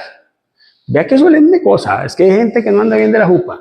Segundo intercalar, minuto intercalar, 60 segundos de un solo tiro cada 600 años. Obviamente, esa propuesta no llegó al BPM con buenos ojos. O sea, no puedes proponer ese tipo de cosas, ¿verdad? Aquí tenemos, chicos, dentro de lo que es la parte temporal, quería hablarles un poquitito sobre esto, ¿verdad? lo que se llaman los usos horarios. ¿Ustedes alguna vez han oído hablar de lo que es un uso horario? Bueno, vamos a explicarlo un poco, por lo menos yo quiero que se lleven este concepto. Primero, ¿por qué meridiano de Greenwich? ¿Convención? ¿Y por qué no usamos el metro como unidad de longitud? ¿Por qué no usamos la pulgada? Ni convención. ¿Por qué a la unidad de fuerza le llamamos Newton y le pusimos un nombre más bonito? Convención, lo mismo. Entonces vean, por acá se encuentra la hora cero. Vea qué interesante cómo funciona esto en el planeta. Porque de verdad, yo no sé si esto es creatividad o norma. Hora cero significa que el tiempo universal coordinado nos da una hora del planeta que, dicho sea de paso, es la hora del universo, ¿sí? Perdón que pues es que me dice que están en Ciquetec, pero luego destilar para la. ¿Cómo? Que están en Ciquetec. ¿Quiénes? ¿Quién? Para lo del agua destilada, me dice Sí. que es agua destilada o tipo 1. Tipo 1 es la preferible que nosotros necesitamos. Preferiblemente, se puede usar destilada, pero preferiría si fuera tipo 1. Está bien, gracias. Entonces vean, chicos, toda esta zona de aquí tiene la hora del UTC, del radio de onda corta. ¿Cómo? La hora del universo. Vean lo que somos los seres humanos. No hemos llegado más allá de la luna, pero ya le pusimos una hora en todo el universo. Le dijimos a Dios cuál es la hora de nosotros. La empezamos a contar en el año 58 y le pusimos el UTC y le decimos con qué nivel de precisión hay que medirla. Y yo me pongo a pensar, y en el momento que usted inicia el cronómetro en el 72, ¿cómo sabes si lo iniciaste todos juntos o no, verdad? Bueno, había un protocolo. Eso es otro tema. Ok, todo esto, chicos, esta zona de aquí, este pedacito de Groenlandia, Inglaterra, Islandia, esta zona que tenemos por aquí tiene la hora cero, inclusive estas zonas que tenemos por acá. Todo eso es hora cero, ¿verdad? Sin embargo, uno puede programar un reloj para ajustarlo a la hora, sumando o restando horas al tiempo universal coordinado. Por ejemplo, si en el tiempo universal coordinado fueran las 2 de la tarde, usted puede decir que en una región que está aquí a la par, ya no son las 2, son las 3 en el mismo momento en que aquí son las 2, porque tiene un uso horario de +1. Entonces, todos estos países, Finlandia, España, no tienen la misma hora que Inglaterra. Ahora, ve qué curioso. España e Inglaterra se encuentran sobre el mismo meridiano, pero tienen horas diferentes. Ok, una hora, ¿para qué? Para hacerlo sencillo. Usted suma una hora, usted agarra su reloj, le pone una hora más y ya tiene la hora coordinada para toda esta zona, ¿verdad? Y ahí está, ahí va, ¿verdad? Ahí están todos los países con ese color horario. Aquí está la zona +2. Aquí está la zona +3, entonces hay una parte de Rusia que tiene una zona +3, está la zona +4, la zona +5, la zona +6, la zona +7, +8, +9. Entonces, ve qué interesante. Rusia tiene desde la hora +3 hasta la hora +9. Y si quiere la hora +10, depende de... O sea, en Rusia, entre un extremo y otro extremo de Rusia, tenés diferencias de 6 horas. Si usted habla con un amigo que está en Moscú y otro que se encuentra en el otro lado de Rusia, allá, en el estrecho de Bering, en un lado son las 2 de la tarde y en el otro son las 8 de la noche. O las 8 de la tarde, lo que queramos decir, ¿de acuerdo? ¿Ok? Y ahí llegamos, usted sigue ¿hasta dónde? Hasta el +12, que justamente está aquí en el estrecho de Bering y en una zona del Pacífico. Si usted pasa de un barco de aquí a aquí, tiene que ajustar el cronómetro. Y tiene que estar programado, por eso es importante el GPS. Usted va a dar una hora de ubicación, tienes que decir eso. Por eso siempre me suele duda porque hay países que son horas y no medias horas. Ese es el otro asunto, somos humanos. Venezuela tiene medias horas. Tiene, lo que quisieron, ellos son venezolanos, el venezolano es... Vea, todos los latinos tenemos algo que en cultura oriental no sea... Sí, voy a apagarla, tal vez se ve mejor. Sí, es interesante analizar este gráfico. En Venezuela, sí, aquí no se ve muy claro, pero hay países que en vez de sumar una hora o 2, o restar una o 2, restan 1:30. No sé, Venezuela es uno de esos, ahí lo pueden buscar ustedes con más detalle, ¿verdad? Pero sí, nosotros, ¿dónde estamos? Aquí, -6. Ustedes saben eso, ¿verdad? Estamos en el uso horario -6. Y aquí hay uso horarios hasta el -11, que está de este lado, y está el -12 aquí, ¿verdad? Ahora, cuando esto se estableció, chicos, la gente no estuvo muy contenta, porque esto implica cosas raras. Por ejemplo, usted quiere celebrar el fin de año, ahora, el 2025 o 2026. Entonces usted puede viajar en el tiempo. Usted puede celebrar el fin de año en un lugar que esté en un determinado uso horario, agarra un avión y lo vuelve a celebrar. ¿Por qué? Porque la Tierra tarda 24 horas en dar una vuelta. No tarda 24 horas, tarda 23 horas, 56 minutos y 4 segundos. Hay como casi 4 minutos de diferencia por una cosa que tiene que ver con la traslación alrededor del Sol.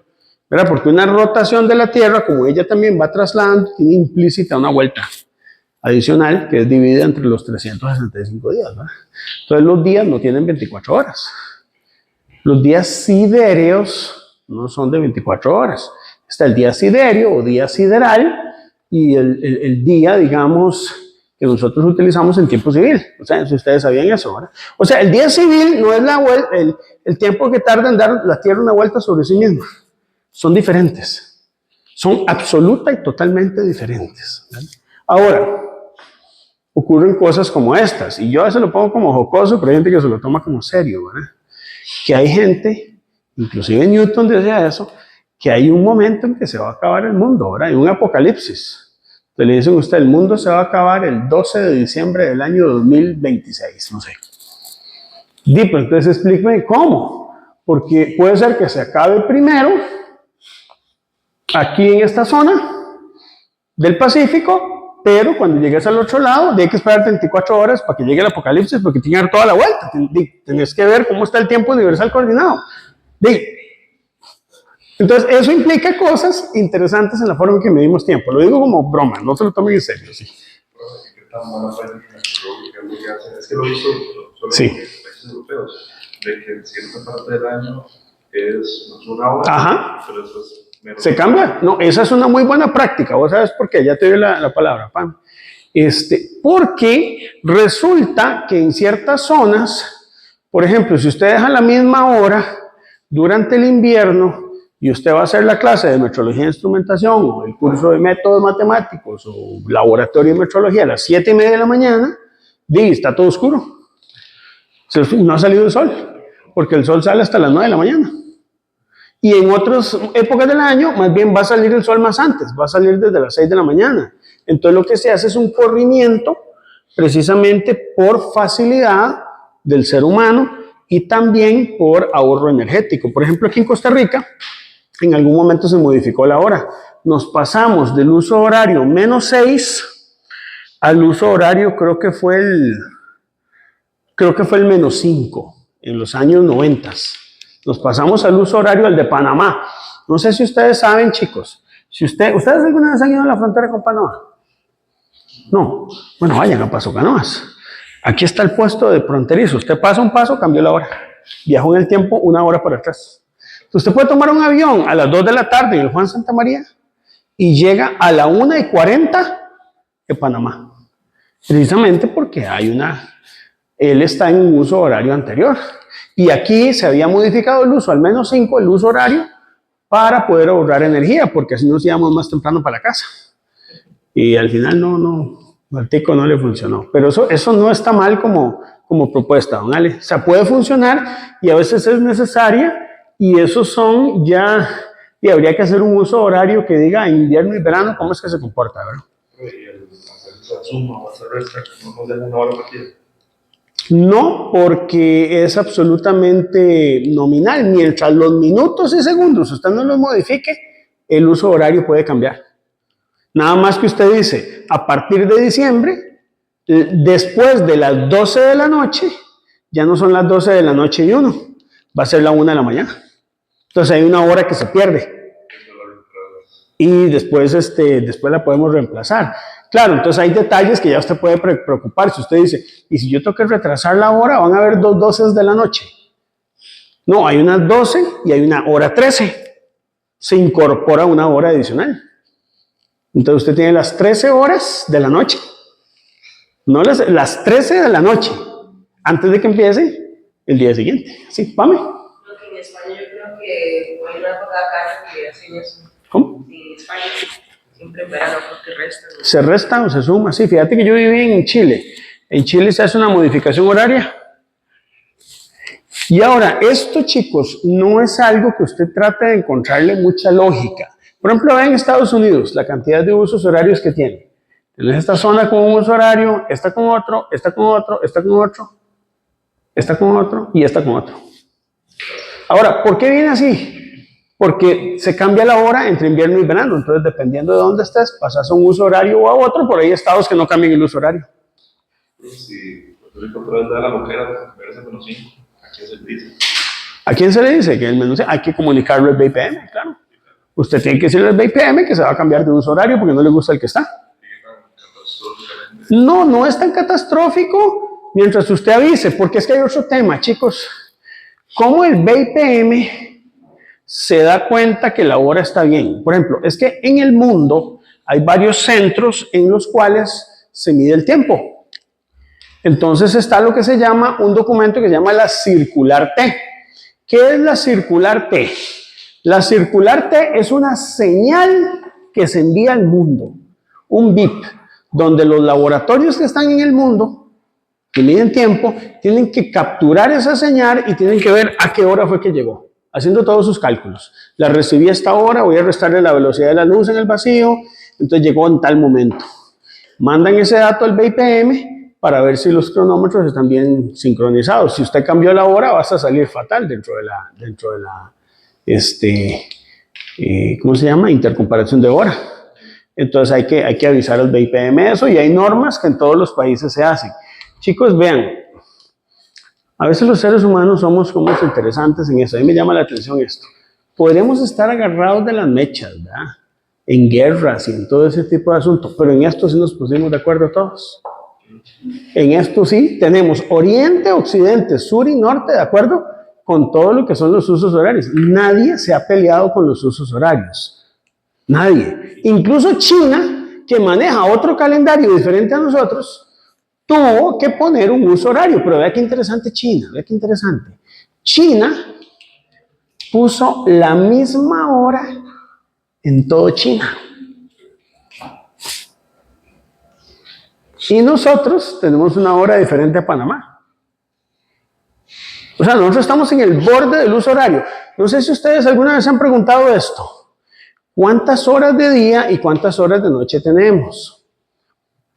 ¿Por qué hablamos de 6 de la tarde y no 6 de la noche? Porque depende de la época del año. Sí, hay veces que el sol se oculta 6:15, 6:05, 5:58. ¿Verdad? Entonces nosotros decimos tarde, ¿verdad? Hay países, por ejemplo en Argentina, se dice 7 de la tarde y 8 de la tarde. Porque el sol se oculta hasta las 10 de la noche, ¿verdad? Y es normal. No sé si ya me explicó y me disocié en ese momento. Pero, ¿por qué tanto esas? O sea, no voy a decir que se podía poner Sí. como nada más un franquito. Como que ponga líneas rectas, eso es lo que usted hubiera hecho, como buen ingeniero físico. ¿Por qué tuvo que hacer ese despelote? Es que hizo unos huecos y las zonas perdidas y lo que sea que haya hecho China y... Vea, eso es... Uno llega a la plancha de Groenlandia y ve eso, o sea, eso es solo para Groenlandia y eso no es que venga hacia abajo y bordea Brasil y yo, bueno, sí, es una buena... Yo me la hago esa pregunta también. Digamos, no hay una lógica. Esto es simplemente ponernos de acuerdo los seres humanos en el planeta. Sería por comodidad en cada país y, por ejemplo, hay como cosas raras. Vean Alaska, chicas. Chicos. Antes de continuar, yo solo quiero hablar de esto. O sea, no puede estar en Brasil. Sí. Y dependiendo de qué tan en la costa. Sí. Ya cambió. Exacto. Usted llegó y agarró un catamarán. Usted ya agarró una tabla de surf. Se metió a surfear. No, ya cambió la hora. Un lado está... Usted puede viajar en el tiempo. Usted quiere decir, quiero viajar una hora para adelante o para atrás. Entonces te vas a la playa o regresas. No, yo sé que esto suena raro. Es lo que les digo el ejemplo de Panamá, chicos.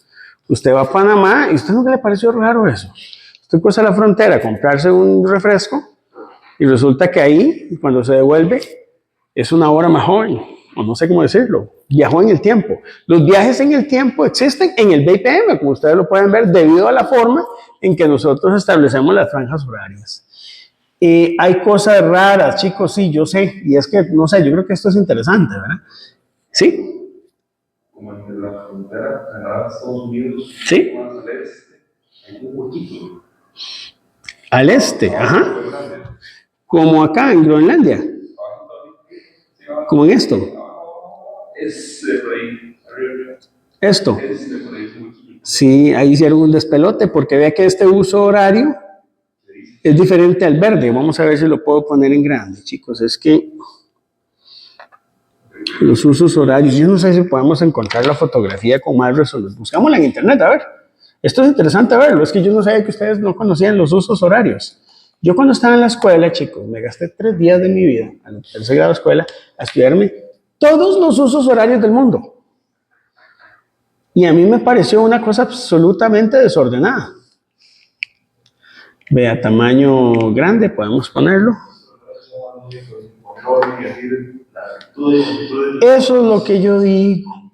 Pero en el mundo hubieran sido cosas muy lógicas y sin embargo no sean. Es que, mira, en los usos horarios, este es el de Estados Unidos, que vos querés ver ahí como con un mayor nivel de detalle. Son 4 usos. Sin embargo, sí, aquí no aparece el detalle que vos querés analizar. Vamos a ver si lo encuentro aquí, ¿no? Tal vez, bueno, veamos este de Univision. Tiene que haber un mapa oficial, vos sabes, sería interesante buscarlo de los usos horarios en el mundo. Tiene que haber uno. Y como yo no soy geógrafo, ustedes saben que cuando yo era niño, yo quería ser geógrafo. No conozco ningún niño que haya querido ser geógrafo. Yo quería ser geógrafo, yo quería dibujar mapas. Yo le pedí a mi papá un atlas de océano y me aprendí todas las capitales del planeta y me dibujaba a mano todo. No, ya algunas se me han olvidado, es que cambió mucho el mundo, pero no, algunas, por ejemplo, en ese momento era Canberra en Australia, yo no sé si sigue siendo ahora Sydney, ¿verdad? Estaba Alemania Oriental y Occidental. Yugoslavia existía, ¿verdad? Ya no. Gotthard, ¿verdad? Que era la capital de Groenlandia, ¿verdad? Pero sí, yo me aprendí las de África, todos los países, Guinea Ecuatorial, Burundi, Guinea-Bissau. De hecho, Guinea Ecuatorial lo habla en español, ¿verdad? Que es un país muy particular, ¿verdad? Sí, no sé qué será, vamos a revisarlo aquí, a ver, o tal vez ¿sabes dónde puede estar esto? Tal vez en Wikipedia se tenga en alta resolución, a ver por qué es que lo pusieron así. No hay como mucho orden, yo entiendo tal vez el punto, ¿verdad? El punto es que no se ve como que esto haya sido desarrollado con suficiente orden, me parece a mí. ¿Te parece así? Menos 3:30, menos 2:30. Vean, es que aquí hay un uso horario, este es el uso horario -4, sin embargo hay zonas que tienen +4, -3, dependiendo de la época del año, ¿no? Y tenés este pedacito que intercambia, sí está raro, ¿verdad? Pero eso es en Canadá. Estados Unidos sí mantiene solo los 4 usos horarios, ¿no? Sí, Nueva York tiene un uso horario que cambia. Hay otros que no cambian. Ves el lado, por ejemplo, del oeste, ¿verdad? Los Ángeles tienen la misma hora. México, interesante, ¿verdad? México tiene la misma hora que Guatemala, Belice, Honduras, El Salvador, Nicaragua y Costa Rica. Hay una parte de Costa Rica que queda en el borde, ¿verdad? Que usted podría decir, ¿por qué la gente que está ya más cercana al borde de su uso horario no tienen otra hora? Bueno, por un tema oficial, ¿verdad? Panamá maneja la misma hora de Colombia, Ecuador y Perú, pero Venezuela maneja un uso horario distinto, ¿verdad? Vean a Chile, ¿qué es lo que era? Sí, ¿verdad? Es un desorden, Enrique. Usted siente como que no se puede ser no sé, como que hubo más democracia que el consejo de la escuela de física, ¿verdad? Sudáfrica está más o menos ordenado. Egipto tiene 2 horas. Vean la India. Afganistán tiene 4 horas y media en el uso horario positivo. Igual Irán, más 3 horas y media. Sí, no sé, ellos son así, ¿verdad? Vea Kazajistán, interesante, ¿verdad? Sin embargo, hay una zona aquí que tiene un uso horario diferente. Entonces usted dice, Vean qué raro, todo esto tiene el uso horario más 5 y esta zona que coincidiría con los usos de más 5, que es cada 15 grados de longitud, sin embargo tiene el uso horario más 6. Y todo esto tiene el más 7. ¿Por qué no le pusieron el más 6? ¿No era más fácil? Mongolia hay una parte con uso más 6 y el resto con uso más 7, ¿qué es? Más 8. Con la misma hora de Mongolia. Imagínate lo que es diseñar el tren transiberiano. ¿Cómo haces para ajustar los cronómetros? Tienes que venir desde Europa hasta Asia en 7 días, en 10 días. Y hay que hacer todo el ajuste de los cronómetros, chicos. Papúa Nueva Guinea, ve Australia. Australia es interesante porque dentro de la misma línea vertical tenés distintos usos. Entonces uno dice, ¿qué? Sí, da una sensación de desorden, ¿verdad? Nueva Zelanda. Y esto, ¿saben para qué es importante? Para las horas de los partidos de fútbol. Es muy importante. Usted llega una hora antes, una hora después, se fue con todo, ¿verdad? Es muy importante saber los usos horarios en ese sentido. Las horas, por ejemplo, de vuelo se miden sobre la hora oficial, no sobre el Greenwich Meridian Time ni sobre la UTC, ¿verdad? Bueno, así medimos tiempo en el mundo, chicos. Ahora, les voy a contar otros desastres. La medición de tiempo, nosotros utilizamos una unidad muy pequeña llamada el segundo. Hay submúltiplos del segundo, usted puede tener milisegundo, microsegundo, todo eso, pero hay múltiplos que el BPM permite usarlo. Usted puede usar el kilosegundo. Usted puede medir, a ver, si yo le pregunto la edad suya, ¿usted me la da en kilosegundos o me la da en megasegundos? No, se la da en años. Y ustedes saben que el año es una unidad que no es del Sistema Internacional de Unidades. El día sí. El día está definido como 86.400 segundos. Pero el año no es una unidad del BPM. No es, chicos. Porque hay años bisiestos y hay años no bisiestos. Y entonces es terrible. Un día en 365 es demasiado. Y les dejo algunas preguntas para ir finalizando con esto, ¿verdad? Y nosotros utilizamos un calendario que se llama el calendario gregoriano. ¿Por qué?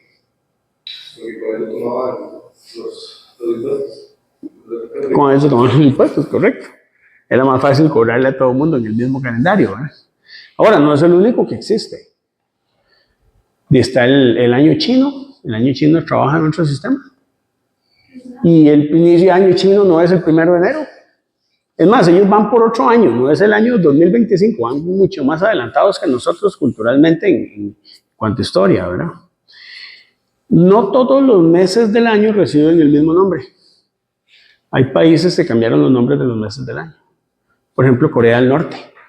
Corea del Norte no tiene enero, febrero, marzo. Tienen los mismos meses, pero tienen otros nombres. ¿Por qué?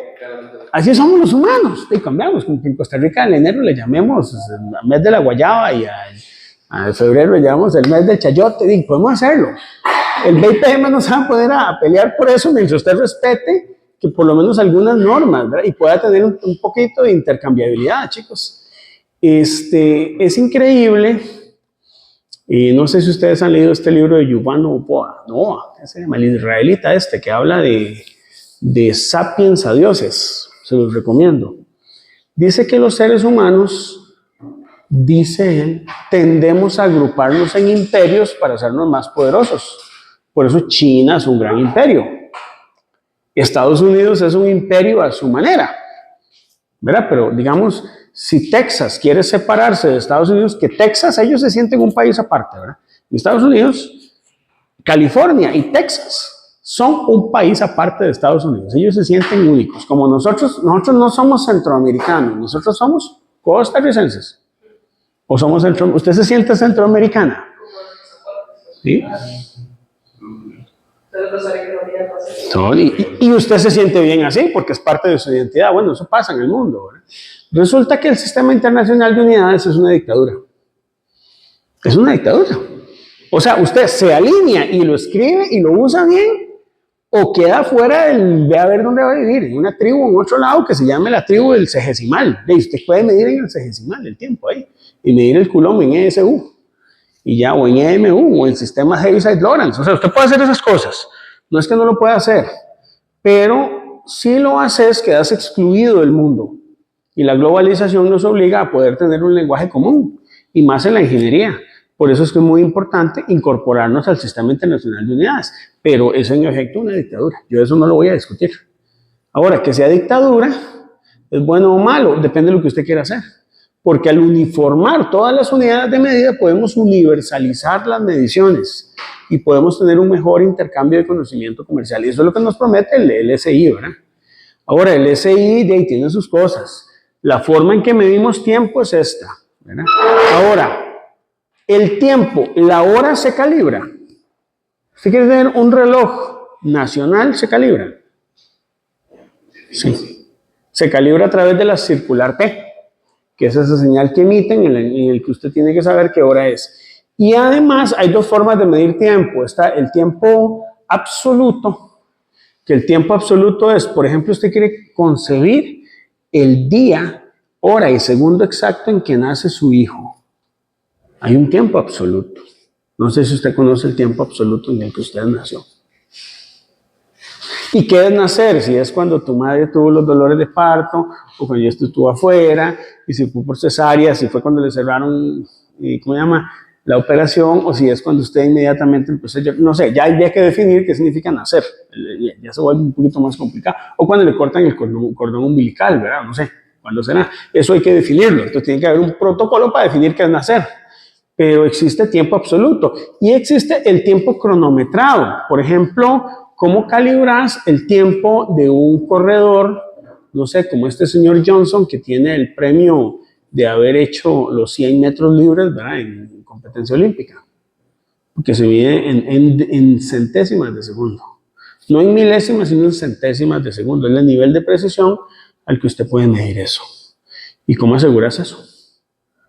Entonces, la parte de cronometrado se vuelve muy importante, chicos. Un reloj de cuarzo, que es el que típicamente ustedes utilizan aquí o en el celular, tiene atrasos, y atrasos grandísimos, chicos. Es internamente, hay un circuito que tiene un cuarzo en el que se deja, digamos, en el que pasa una descarga eléctrica que empieza a rebotar a través del cuarzo, se queda atrapada. Y eso tiene una frecuencia específica. Y esa frecuencia, hay un circuito que mide un base en esa frecuencia, cuenta la cantidad de veces que pasa y asocia eso a un segundo. Los relojes de cuarzo, chicos, no son muy precisos, porque pueden adelantar o atrasar 2 segundos diarios. 2 segundos, o sea que eso es un montón, son 2000 milisegundos más o menos al día. Sin embargo, tal vez para usted, ¿verdad?, no es un problema esos 2 segundos, o sí, que duren 2 segundos más o menos, tal vez no, ¿verdad? ¿Perdón? ¿Cómo? Tenía que llegar a algo a las 3 de punto y se me atrasó 10 minutos. ¿Verdad que se calibró? Bueno, sí, puede ser que eso ocurra, ¿verdad? Pero más o menos es el cuarzo. Ahora, hay relojes mucho más precisos. Ahora tenemos los relojes atómicos, ¿verdad? Que el reloj atómico ya es muchísimo más preciso y vos podés medir la edad del universo en el orden de minutos. Usted puede medir, ¿verdad? No sé. Usted puede hacer proyecciones de ese tipo. Sin embargo, chicos, hoy por hoy en el Sistema Internacional de Unidades se considera que los relojes atómicos están empezando a quedar obsoletos.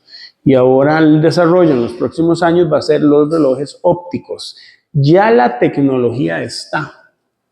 Ya se podría implementar y mejorar la incertidumbre en las mediciones de tiempo. Pero ustedes saben por qué no se ha hecho. Porque no hemos podido poner a la gente de acuerdo. Hay que empezar a definir un esquema de trazabilidad. Hay que empezar a utilizar relojes nuevos. Y si ya los atómicos están funcionando con 8 cifras significativas y ahora quiero 10, no es tan fácil convencer a los diferentes institutos de que compren y paguen un montón de plata por una tecnología si la que tienen les está funcionando, ¿verdad? Sin embargo, sí se están haciendo desarrollos en ese sentido. La idea es poder medir tiempo con muchísimo mayor nivel de precisión, ¿verdad? Esto es lo que nosotros llamamos la metrología cuántica. La metrología cuántica ya no utiliza artefactos para poder establecer qué es el valor de un patrón, sino que utilizamos constantes universales de nuestro mundo. Nosotros digamos, partimos del hecho de que la arquitectura del universo tiene una serie de constantes fijas, sin incertidumbre. Que cuando Dios construyó este universo, dijo, la gravedad universal, la constante G va a ser tal. La velocidad de la luz va a ser tal. ¿De? Pero eso es lo que nosotros esperamos. En metrología eso es. De hecho, chicos, como vamos a ver en el próximo curso, hay sistemas de unidades que no tienen unidades. Por ejemplo, hay un sistema que se llama el sistema divino, ¿verdad? Donde no hay unidades. Donde la única unidad de tiempo es el tiempo de Planck. Y eso está definido en el universo. Pero bueno, hay gente que yo creo que ahí sí están muy tostados, ¿verdad? Yo sí creo que se necesitan unidades. Usted no puede llegar y medir en la industria el espesor de una lámina de acero en longitudes de Planck. No, necesitan medirla en una unidad del Sistema Internacional reproducible y trazable, ¿verdad? Y eso es el tiempo. El tiempo en múltiplos, a lo que voy es que no es común trabajar con múltiplos, chicos. Nosotros a veces nos quejamos del sistema inglés, que le pide la pulgada, pero no es igual el sistema hexagesimal. Usted llega y dice, esperemos 24 horas. ¿No le parece un número raro? ¿Y cuántos son cuando son 2 días? 48. O 72 horas. ¿No le parece esto un poco raro? Esos números, y usted los toma como normales, incluso a nivel nominal. Mira, 48 horas, porque usted entiende que son 2 días. Bueno, algo parecido pasa con el sistema inglés, digámoslo así. Cuando usted habla en pies y pulgadas, ¿verdad? Habla en ese tipo de fracciones, ¿verdad? De pies a millas son como 5.280. 5.280. Ese es el factor exacto. Ahora, ¿por qué? Por lo que Irán usa el uso horario más 3.5, ¿verdad? No sé, son cuestiones de convención. El sistema inglés tiene otro origen que está basado en encontrar la mayor cantidad de múltiplos pares, o múltiplos de 3, o múltiplos de 4, o múltiplos de 2. Y ese número resultó muy conveniente. Entonces, sí es un problema. ¿O por qué un galón son 231 pulgadas cúbicas exactas? Porque construyeron el galón, hicieron el cálculo de cuánto es la cantidad en pulgadas y les dio muchos decimales. Tenía una calculadora para calcular el pi. Pi no sabía si era racional o irracional. Entonces les dio 231 y pico. Recortaron y lo dejaron en 231 pulgadas así, pero exactas. Para quitar esos decimales cochinos que quedan ahí, porque es más fácil. Y así se quedó el galón gringo, que es diferente al galón inglés. Así que el desarrollo de los sistemas de unidades tiene sus bemoles, chicos. Bueno, quedamos por aquí, chicos. Espero, hoy hablamos un poquito de esas magnitudes de tiempo. La idea en estas últimas sesiones, chicos, es hablarles un poco de estas cosas, darles perspectiva de que no solo son las magnitudes comunes y corrientes que vemos en el laboratorio de metrología, sino que hay otras cosas que también el BIPM ha hecho esfuerzo por definir. Si alguno de ustedes quiere calibrar los cronómetros de su casa, ya saben, pueden usar los radios de onda corta y validar un método para calibración de cronómetros. Yo lo hacía en el laboratorio de metrología 2. Les daba un cronómetro a cada uno al principio de semestre y tenían que traérmelo calibrado a final de semestre. Entonces tenía a Alan con el cronómetro guindando en mis cuellos todo el día.